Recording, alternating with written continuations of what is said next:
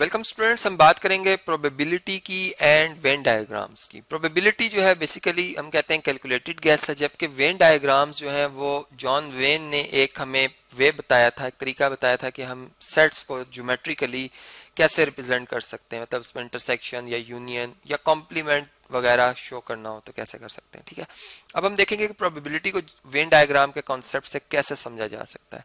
First करें, मैं एक इवेंट की बात करता हूँ। इवेंट आप जानते ही हैं कि हम एक ऐसे रिजल्ट को कहते हैं जो हमारे फेवरेबल हो। जैसे मैं कहूँ कि हेड आए, ठीक है, कॉइन टॉस की जाए और उसमें हेड आए, तो ये मेरा फेवरेबल जो है वो आउटकम है, इससे मैं कहूँगा ए इवेंट।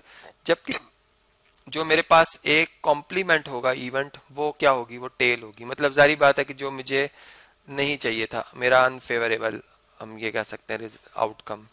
तो एक प्रोबेबिलिटी को अगर मैं यहाँ पे थोड़ा सा रिवाइज कर दूं तो हम ऐसा कहते हैं कि जो फेवरेबल आउटकम आए हैं हमारे इवेंट के लिए, ठीक है, जिसमें उनकी तादाद out of total all possible जो आउटकम्स है उसमें से, मतलब एक्सपेरिमेंट है, अगर उसको हमने फर्ज करें 10 दफा किया है तो उसमें 3 दफा अगर हेड आया और 7 दफा टेल, तो 3 आउट ऑफ 10 ये हमारी प्रोबेबिलिटी बनेगी। सेट लैंग्वेज में कैसे से रिप्रेजेंट कर सकता हूँ, मैं यूं कहूंगा कि अगर एक्स ए को बिलोंग कर रहा होगा तो देन जो एक्स है वो ए कॉम्प्लीमेंट को नहीं बिलोंग करेगा।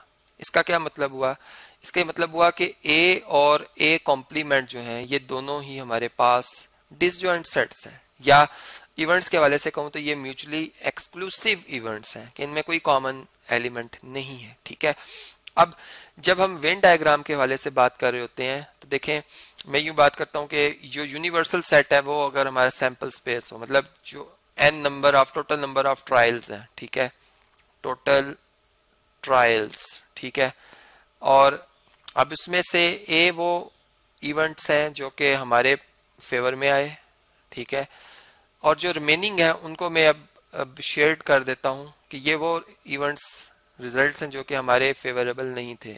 ठीक है, ये ए कॉम्प्लीमेंट है। ठीक है जी, तो अगर मैं यूनियन के हवाले से बात करूं, ठीक है, तो हम जानते हैं कि ए और ए कॉम्प्लीमेंट की यूनियन किसके इक्वल होती है, यूनिवर्सल वापस यू सेट के इक्वल। इसी तरह इवेंट्स के हवाले से अगर मैं बात करूं, एक इवेंट ए है और अगर एक कॉम्प्लीमेंट उसका इवेंट है तो ये वापस सैंपल स्पेस एस बना देंगे। ठीक है, इसका मतलब हम यूं कह सकते हैं कि जो number of elements in A union A complement है वो इक्वल है नंबर ऑफ यूनिवर्सल सेट के। ठीक है, मतलब सेट्स के वाले से अगर हम बात कर रहे हो, और अगर प्रोबेबिलिटी के इस रिजल्ट को अगर मैं लिखना चाहूँ तो मैं यूं कह सकता हूँ कि जो probability of A union A complement है ये इक्वल टू आएगी प्रोबेबिलिटी ऑफ यू के, या इसको अगर मैं एस कह रहा हूँ क्योंकि सैंपल स्पेस को मैं एस से जाहिर कर रहा हूँ, टोटल जो मेरे पास आउटकम्स हैं, ऑल पॉसिबल जो आउटकम्स हैं वो एस हैं। ठीक है, एन ऑफ एस मतलब उनकी तादाद थी, तो उनकी प्रोबेबिलिटी आ गई। अब देखें, अगर मैं पी ऑफ एस को कैलकुलेट करूं प्रोबेबिलिटी की डेफिनेशन से, तो इस केस में हमने देखा कि अगर ए मेरा इवेंट फेवरेबल जो आउटकम है वो ऑल आउटकम्स के इक्वल हो जाएं, तो देन जो प्रोबेबिलिटी ऑफ एस है वो क्या बनेगी, देखें, एन ऑफ ए की जगह हम एस लिखेंगे divided by N of S. ठीक है, मीन दोनों की तादाद तो इक्वल होगी, ये कैंसिल हो जाएंगे, इक्वल आंसर इक्वल टू 1 आ जाएगा। तो हम ये कह सकते हैं कि जो probability of A union A complement है ये किसके इक्वल है जी, ये तो इक्वल टू 1 है। इसका मतलब हम कह सकते हैं कि जो प्रोबेबिलिटी वो कभी 1 से ज्यादा नहीं होती और 0 से कभी लेस नहीं हो सकती। 0 हो सकती है उस केस में जब हमारा जो हमें आउटकम चाहिए वो पूरे ट्रायल में एक दफा भी ना आए। ठीक है जी, अब देखें, एक और बात हमने स्टडी की थी कि जो हमारे पास नंबर ऑफ एलिमेंट्स होते हैं ए यूनियन बी में, ए यूनियन ए कॉम्प्लीमेंट चले बात करें, तो इसमें देखें, अगर फर्ज करें मैं यूं बात करता हूं कि ए सेट जो है मेरा, उसमें मैं सेट के हवाले से आपको समझाना चाह रहा हूं, उसमें 1 2 और 3 एलिमेंट्स। ठीक है, जो मेरा यूनिवर्सल सेट है उसके अंदर एलिमेंट्स हैं 1 2 3 4। ठीक है, चले फर्ज किया हमने, तो ए कॉम्प्लीमेंट में कितने एलिमेंट आएंगे, ए की एलिमेंट आएगा 4, ऐसा एलिमेंट जो ए में होगा, सॉरी यू में होगा लेकिन ए में नहीं होगा। ठीक है, जो कि हमारी डेफिनेशन है कॉम्प्लीमेंट की। यहाँ पर अगर मैं लिखूं ए कॉम्प्लीमेंट कैसे हम निकालते हैं, यूनिवर्सल सेट से ए का डिफरेंस दिया जाता है। ठीक है, तो देखें, अब नंबर ऑफ एलिमेंट्स जो ए यूनियन ए कॉम्प्लीमेंट बनेंगे, ए में कितने एलिमेंट है 3, कॉम्प्लीमेंट में कितने हैं 1, तो 4 बन गए, ठीक है। और हम यूं भी कह सकते हैं कि जो number of element in A event है वो कितने हैं, या ए सेट 3 है, और जो number of elements in set A complement ये कितने हैं 1। तो अगर आप इनको ऐड करें, इनके एलिमेंट्स को अलग अलग, n ऑफ ए कॉम्प्लीमेंट, तो ये भी देखें 3 + 1 4 ही बनते हैं। इसका मतलब कि इन दोनों रिजल्ट से हम ये रिजल्ट निकाल सकते हैं कि number of element in A plus number of elements in A complement ये किसके इक्वल हो गए, ये इक्वल होंगे number of elements in set U, ठीक है। चूंकि यू में 4 एलिमेंट्स हैं, अगर आप देखें तो देखें इसी चीज को यहाँ पे अगर हम प्रोबेबिलिटी के हवाले से देखें, चूंकि प्रोबेबिलिटी एक रेशियो होती है, एक नंबर होता है, तो probability of A plus probability of A complement ये किसके इक्वल आ जाएगा, ये 1 के इक्वल आ जाएगा। और अगर यहाँ से आपने सिंपल, अगर आपको प्रोबेबिलिटी ऑफ ए कॉम्प्लीमेंट पता हो या ए पता हो, तो आप ए कॉम्प्लीमेंट की प्रोबेबिलिटी निकाल सकते हैं। मतलब हम ये कह सकते हैं कि प्रोबेबिलिटी ऑफ ए कॉम्प्लीमेंट ये किसके इक्वल आ जाएगी, ये आ जाएगी 1 minus probability of A event, ठीक है।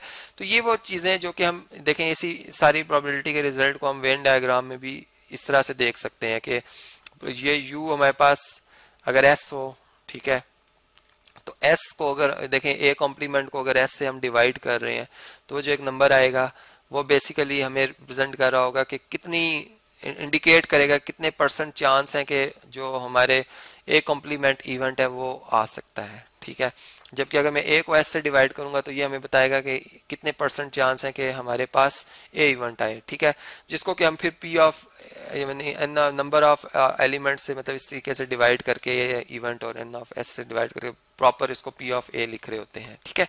तो ये बात हमें यहाँ से समझ में आई। इसी तरह अगर मैं अब 2 सेट्स कंसीडर कर लूँ, ठीक है, चले मैं इसी जो हमारा ये टेबल है इसको मैं कॉपी करता हूँ और फिर हम इस पे नेक्स्ट 2 सेट्स के ऊपर बात करते हैं। जी स्टूडेंट्स, तो अब हम इसका बात करते हैं कि अगर हमारे पास ए इंटरसेक्शन बी की बात हो रही हो, 2 इवेंट्स हैं जिनकी हम कंबाइन, मतलब जो दोनों इवेंट्स में कॉमन रिजल्ट है उसकी हम बात कर रहे हैं, ठीक है। कॉमन फेवरेबल चले स्पेलिंग्स को ठीक करते हैं, फेवरेबल रिजल्ट, ठीक है जी। तो इसमें अब हमारे पास क्या आएगा, देखें जब हम सेट लैंग्वेज के हवाले से बात कर रहे होंगे तो ए इंटरसेक्शन बी में हम यूं बात करेंगे कि जो एलिमेंट ए में भी बिलोंग करे और बी में भी, उसकी हम बात कर रहे होंगे, ठीक है। मतलब उन तमाम एक्स की बात कर रहे होंगे जो कि ए में भी बिलोंग कर रहे होंगे और बी में भी बिलोंग कर रहे होंगे, ठीक है। लेकिन हम उनकी बात नहीं करेंगे जो ए में बिलोंग करेंगे लेकिन बी में बिलोंग ना कर रहे हों, ठीक है जी। तो देखें अगर हम यूं बात करें कि इधर एक और मैं रिजल्ट बना लेता हूं कि if A and B are overlapping, ठीक है, इनमें कुछ जो एलिमेंट्स हैं वो कॉमन हो अगर, ठीक है, ओवरलैपिंग। चूंकि हम इंटरसेक्शन की बात कर रहे हैं तो इंटरसेक्शन में तो तभी ओवरलैपिंग होगी तो वो एलिमेंट आएंगे जो ए में भी होंगे और बी में भी होंगे, ठीक है। तो वेन डायग्राम से हम इसको कैसे समझ सकते हैं, ठीक है जी। यहाँ पर अगर फर्ज करें ये रेक्टेंगल रिप्रेजेंट कर रहा हो टोटल सैंपल स्पेस को, टोटल आउटकम्स को, ठीक है, जिस जो यूनिवर्सल सेट के वाले से ये फर्ज करें हमारा ए इवेंट है, ये फर्ज कर ले हमारा बी इवेंट है, ठीक है। तो ये वाला पोर्शन जो मैं यहाँ पे ब्लू कलर में शेड कर रहा हूँ ये बेसिकली किसे रिप्रेजेंट कर रहा है, ये ए इंटरसेक्शन बी को रिप्रेजेंट कर रहा है, ठीक है जी। अब अगर मैं ए इंटरसेक्शन बी के नंबर ऑफ एलिमेंट्स की बात करूं तो वो कितने होंगे, ठीक है। देखें वो एलिमेंट्स वही आएंगे जो ए में भी होंगे और बी में भी होंगे, ठीक है। तो यहाँ पे जब हम प्रोबेबिलिटी की बात करेंगे, probability of A intersection B की, तो हमारे पास वही एलिमेंट्स आएंगे जो ए, मतलब वही पॉसिबिलिटी आएगी जो कि हम यूं बात कर रहे होंगे कि total number of outcomes in favour of A and B, both A and B divided by total number of outcomes. तो ये हमारे पास probability of A intersection B event आएगी। अब इसी को मैं कंटिन्यू कर रहा हूँ लेक्चर को। नेक्स्ट लेक्चर में हम मजीद 2 सेट्स की इंटरसेक्शन के ऊपर भी बात करेंगे जिसमें वो डिसजॉइंट होंगे, यूनियन की भी बात करेंगे, उसमें भी 2 केस डिस्कस करेंगे कि अगर ए और बी ओवरलैपिंग हो या ए और बी डिसजॉइंट हो।